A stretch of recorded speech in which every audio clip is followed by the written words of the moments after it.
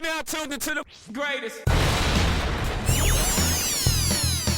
Run with Manny Wilson podcast. The Run with Manny Wilson podcast. The best sports podcast there is. Yes, sir. What's up, everybody? Welcome back to The Run with me, Manny Wilson, all the way from Detroit to Chicago to your speakers and headphones. Let's get to it, man. I appreciate you tuning in to the first interactive sports podcast. You know, a community that makes sure your voice is heard. So if you hear something you agree with, you disagree with, you like, you dislike, or even if you just want to outsmart me on something I said, go ahead, shoot me a call, 219-413-9405. Let's get into it. The NFL playoffs is still rolling. There's 4 teams left in this bad boy, and it's going down, man. You got the 49ers, the Detroit Lions, the Baltimore Ravens, and the Kansas City Chiefs. It was a lot of good games that went on. Maybe your favorite team lost, maybe they didn't. But to kick things off, of course, we starting off with the NFC teams here. The 49ers, they beat the Packers. The Lions, they beat the Buccaneers. The 49ers, they won over the Packers 24-21. Now, the Packers, they haven't beaten the 49ers in the playoffs since 2002. They matched up 5 times since then, and they haven't won at all. So even though the Packers did lose, despite them losing, this game, it said a lot of different things about quarterback Jordan Love and that Green Bay Packers team. I mean, you could see that they're very well connected. You could see that guys on the offensive end are playing for each other. And most of all, and what's very, very important here is guys are playing for their quarterback, Jordan Love. Now, it was said from multiple sources as well that the Packers are expected to make Jordan Love one of the highest paid quarterbacks in the NFL, even though they just lost this game. But Love is eligible for that contract extension come May. Now, I think this is 1,000% deserving because he's proved to us that he's here to stay so far in this first year as a complete starter. I mean, he's been on a roll this entire season. He brought home some playoff games. He brought home some regular season games that were crucial. He won the nail biters. He keeps his composure around the game when things get bad, when things go good. Like, he's a rhythm type of guy. Man, this guy's good. This guy's good. Definitely going to be here to stay in the league. He can improvise if needed. He can throw off his back leg. He can throw on the run. Like, he has complete control over his offense. Like, seriously, man. And he's young. I want to say he's only 23 years old. So I'm not upset at any type of contract extension that they give him, making him one of the highest paid players in the NFL, one of the highest paid quarterbacks. Because even in this game against the 49ers, they could have easily won. And I thought they almost was going to win for a second. It was close. It was a nail biter, similar to how I anticipated. And one of the things, too, before I move on to the Lions, is the 49ers. They did win, but I told y'all last week, Brock Purdy is not that guy. If this game doesn't show you that Brock Purdy is not that guy, I don't know what you were watching this week. I don't know if you even watched the game if you don't believe that Brock Purdy is not that guy, because clearly, do you believe me now? Do you believe me now? I mean, watching the game, he's still a good quarterback. I'm not saying he's garbage. Please don't get that interpretation, because that is not what I'm saying. He's not garbage. He's just not as hyped up as everybody is making him out to be. He's not on the same level as the Josh Allens, nowhere near the level of the Lamar Jacksons, Pat Mahomes, even Jalen Hurts, not even near on that level. I wouldn't even put him on the scale next to Trevor Lawrence and those guys. I can't do that just yet. He's good, but did you see how much time his O-line is giving him to throw the damn ball? Bro, it was a possession. It was a possession. And I'm going to give you an idea of how much time this guy had to throw the ball. Quarterbacks usually don't get this much time to let go of the ball and make a decision. He snapped the ball, boom, hike. And then the ball snapped to his hands. He caught it, sat in the pocket, wiped his hand with the ball in his other hand, wiped his hand on his towel, and then proceeded to look for open target options. That's so much damn time to sit back in the pocket. And that is a great offensive blocking possession right there, but it's insane to me. So you give a lot of guys that amount of time to make a play, of course they're going to get it done. Of course. And then, like I said, this team is getting carried by Christian McCafrey and Deebo Samuel. Because these little 8-yard passes, 12-yard passes that turn into 62 yards and 55 yards are not all on Brock Purdy, bro. That's Christian McCafrey. Nobody else. Purdy is a quarterback who listens, and he's very good. He can be coached, but that's something that's extremely valuable, and that's what helps him ultimately succeed because he is able to be coached and he is able to listen to others who's feeding him valuable information. A lot of guys are uncoachable.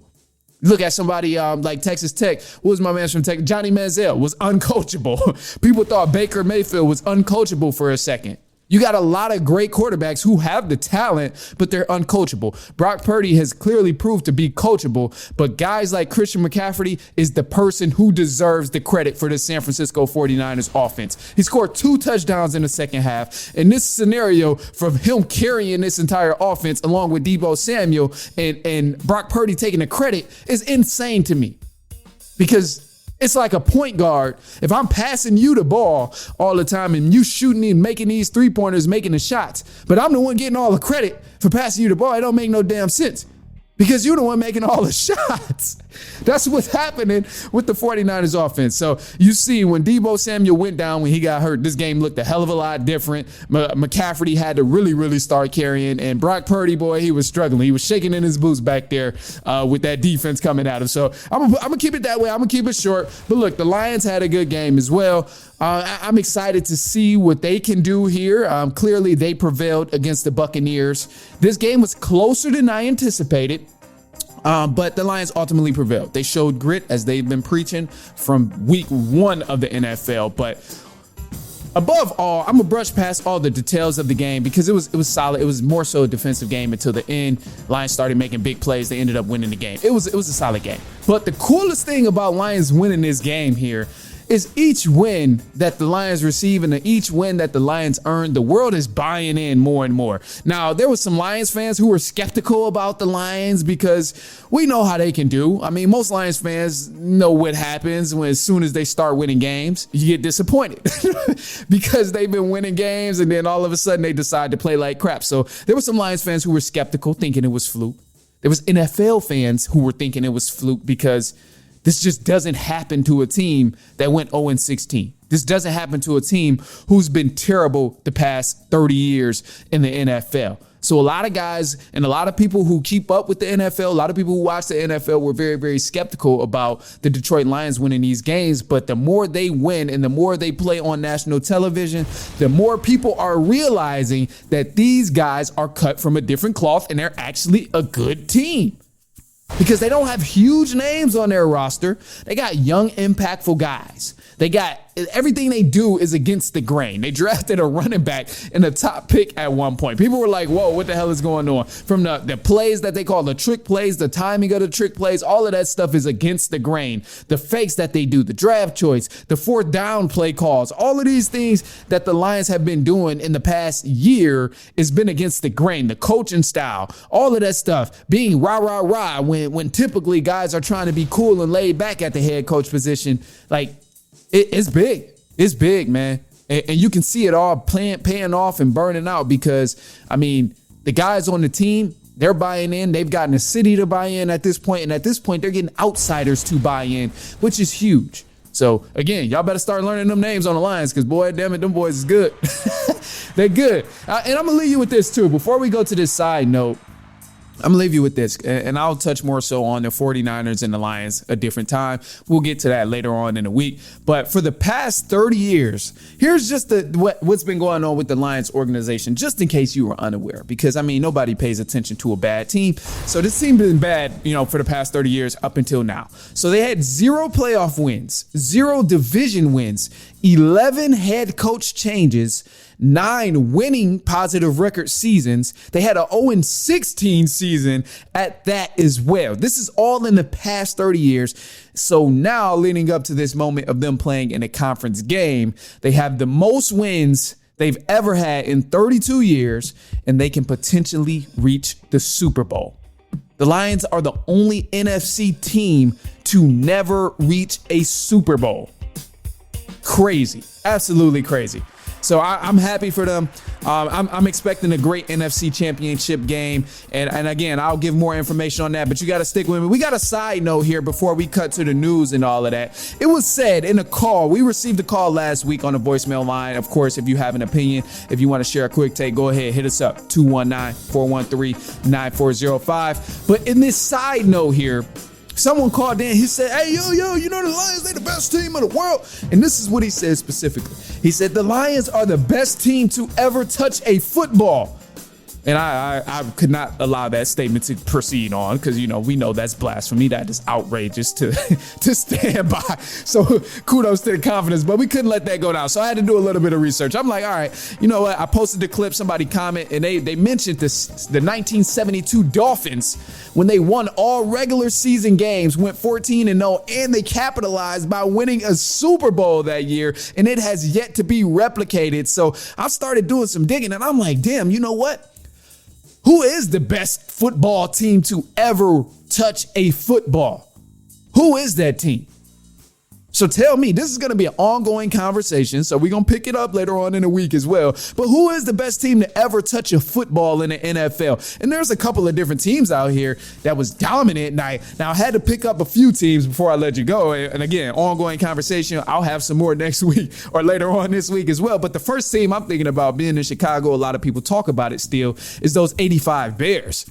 I mean, man, they were damaged, man. They were damaged to other teams' offense. Like, they only allowed 198 points in a single season through 16 games. They had the legendary Walter Payton. They went 15-1 in the regular season, and then in the playoffs, they didn't allow a single point in a divisional game against the Giants or the NFC Conference Championship game against the Rams. This 85 Bears team is definitely one to go down in history because they went to the Super Bowl at that and beat down on the Patriots. Super Bowl 20, 45-10, which is the second largest Super Bowl victory in NFL history. So, hey, those 85 Bears is definitely a team to be considered now.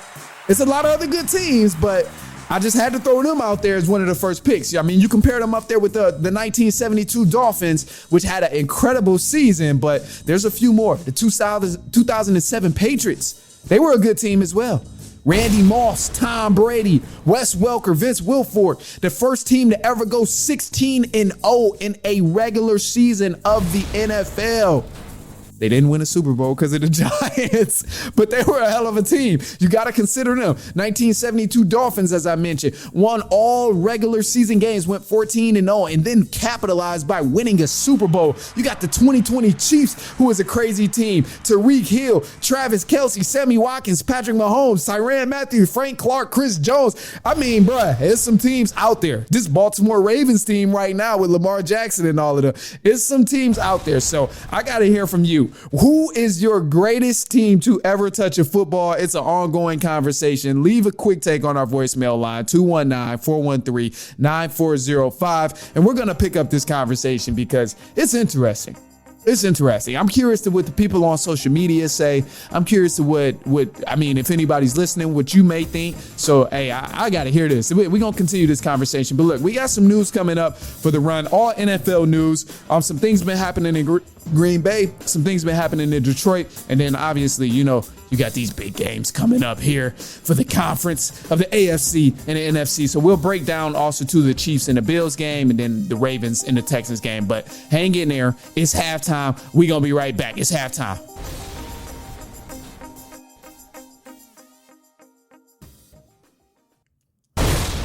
All right, and news for the run. Let's get into it. Starting off with the NFL, the Green Bay Packers quarterback Jordan Love is expected to become one of the highest paid quarterbacks in the NFL. Jordan Love is eligible for a contract extension come May. And the Detroit Lions, they are going all out in this final stretch. Three-time All-Pro tight end Zach Ertz is signing with the Detroit Lions ahead of the championship game. Ertz will sit out the start of the practice. He would start off on the practice squad, and he plans to eventually potentially play in the NFC Championship game if he's allowed to do so. To go on and go on and go on. You know, hey, if he goes to the Super Bowl, this is kind of the most elite rank of ring chasing. I know Zach Ertz can really bring a lot of value, but Hey, this is ring chasing at his finest right here. I mean, the man ain't played all season and all of a sudden goes to the team who about to play in the championship game. That's kind of crazy. That's kind of crazy to me. But a couple of good games to watch in the NFL this Sunday. Obviously, these are all elimination games here. But the Ravens, they'll take on the Kansas City Chiefs in Baltimore this upcoming Sunday. And the San Francisco 49ers will battle it out against the Detroit Lions in San Francisco this Sunday as well. Now, it was a couple of games, too. Couple more going over to the AFC. There were some good games. You had the Chiefs and the Bills, and boy, I tell you, ahead of this game, I mentioned that I was going to ride with the Chiefs to win just because I didn't believe in the Bills. As you see here, I don't know if you watched the game or not, but if you did, you see, man, the Bills, they stay finding ways to lose to the Kansas City Chiefs. I don't know what it is about them. I don't know what it is about the end of the games that they just cannot close out against the Chiefs. But whether it's penalties, whether it's giving up big plays, whether it's just not capitalizing on their own big plays offensively or defensively, you name it, the Buffalo Bills will find a way to lose to the Kansas City Chiefs when the playoffs are around. It's no way around it. This is multiple times it's done happened. The last 3 times, I believe, they matched up. The Chiefs have won each and every single time. And it wasn't like the Bills played bad. I mean, because truthfully, a missed field goal would have changed this entire discussion of what we're having right now. But man, there were some times where they just didn't capitalize when they could have actually made a big play and changed the momentum of the game, changed the entire scenario of the game. And it wasn't Josh Allen's fault. I'll go ahead, go on record right now and clarify that. When I say the Bills were finding ways to lose, it wasn't all on Josh Allen. However, the one thing I did notice with Josh Allen, despite it being, a close game, was Josh Allen overlooked a lot of easy gains on that last drive. That last drive, I seen a couple of different routes where he could have just collected 5-7 yards that possibly could have turned into a first down. I know they were looking for a first down or looking for a big play during that last drive, but ultimately, I'm really strong about taking what's given to you. And I mean, if you got those easy slant routes, you got those easy in routes that can go from 5 yards to 15, you have to take advantage of that. And that's the only thing I can say about Josh Allen and his decision making. Other than that, he made a huge throw that should have been capitalized on. But Stephon Diggs, man, people were talking trash about Josh Allen not finding him at the end of the game all through the regular season. But damn it, you can't be mad at what happened this game here, because Stephon Diggs dropped a huge potential game-winning catch on that last drive. I mean, it was a beautiful throw, but literally the ball just went straight through his hands. Literally just straight through his hand. I mean, Josh Allen couldn't have placed the ball more perfectly than where he put it, but it was just a huge drop by Stephon Diggs. And again, that's another mistake right there where, that could have changed the entire course of the discussion that we're having right now. So, I mean, Chiefs, they did their thing, but it was a close game. It really could have went either way. And I mean, I'm happy the Chiefs did win because I did want them to go on to play the Ravens. I think that makes for great football, great television when you're watching the game. But ultimately, it was solid. It was a solid game. And man, those Buffalo fans ain't gonna never get it out of Kansas. They ain't gonna ever beat Kansas City until Pat Mahomes leaves. But an interesting stat here before I move to the Ravens and Texans is ever since Patrick Mahomes of the Kansas City Chiefs have became a starter, he's won an NFC conference game or attended an NFC conference game. I done messed up my own stat. Ever since Patrick Mahomes has been a starter, he's attended an NFC championship game each year that he's been starting for the organization of the Kansas City Chiefs. So it's pretty impressive because he's consistently getting further and further in the postseason every single year, whether he goes to the Super Bowl or not. I know I mentioned last week that the only time he's played on the road was in the Super Bowl, out of his entire playoff career. So that's cool to him, man. I think it's a dope stat, but ultimately I think it ends. But I'll get more specifically on that again later in the week. I got to let things simmer down a little bit. But the Ravens and the Texans, I thought this was a great game here also too. They started off slow because the Ravens, they had a week off and eventually they got rolling. It was kind of a head-to-head game. Funny story, man. I'm not giving anybody advice to do this. I'm not proud of it. But I was watching this game. So I was driving. I had a birthday party to attend. All right. So I went to my friend's place. It was out in, I think, New Buffalo. I'm somewhere on the west side of Michigan. And I was driving out there, but I was like, bro, I'd be damned if I missed Lamar Jackson and CJ Stroud go head to head. I'd be damned if I missed this Texans game. I'm not going to miss it. So using StreamEase, because I'm not paying for Peacock. I'm not paying for all them specialty services. I stream these games. Sometimes, allegedly, I stream these games. I can't say that for sure. But long story short, I was driving and I was watching the game. And mind you, this game, it gets dark quick, so it was still going on around 5 p.m. I don't recommend anybody doing this. I mean, I was safe. Gladly, I made it back. Thank God I made it back. I'm here to talk to you guys. But I was not about to miss this game, bro. Ain't no way I was missing Lamar Jackson and CJ Stroud go head-to-head. Two elite quarterbacks, and it was worth it. It was worth it. I say all that to say I'm glad I watched this game, because when things started to pick up and Lamar Jackson and that offense really started cooking up, I was able to see it happen. And it reassured me that this team is still very, very talented, and I think they are the best team in the NFL right now and the best team in this postseason. I still hope the Ravens go on, but just amongst all, it was a solid game. But the Texans, man, they got worn out on defense. They started off in the first half really doing their thing, but ultimately the Ravens started running the ball up their ass, bro. Pause. But they was really just putting, belt to ass on the ground game and just killing the Texans defense. They were putting it on the floor and just running straight past the Texans, and eventually Texans defense got winded, and then that led to a lot of momentum with the Baltimore Ravens on the defensive end for them. So now CJ Stroud is in a position where he had to throw the ball, so that made things tough for them. And obviously the Baltimore Ravens were all over that, bringing pressure and stopping these passes and stopping these routes where they had to pass. So it was solid though. I really enjoyed this game. Ultimately though, I'm super duper excited about this Chiefs and Baltimore Ravens matchup. The Ravens, they'll be playing at home for this matchup, and I'm ready to see the Chiefs go down, man. This will be a great matchup. I think the Chiefs, they do have what it takes, obviously, but the Ravens are a talented team. So I don't know. We'll see. I'll touch on that again later on this week. We'll shed more light on these NFC and AFC championship games. But in the meantime, go ahead, shoot us a call, 219-413-9405. We'll play your take back on air, so don't worry about it. We'll give you context as well. Even if you see something on social media and you just want to share it, ask a question, anything works. Follow me on Instagram at The Run Podcast. You can follow my personal as well at I am Manny Wilson. But until then, man, look, we will be back later on this week, and so on and so on and so on. Y'all be blessed out there.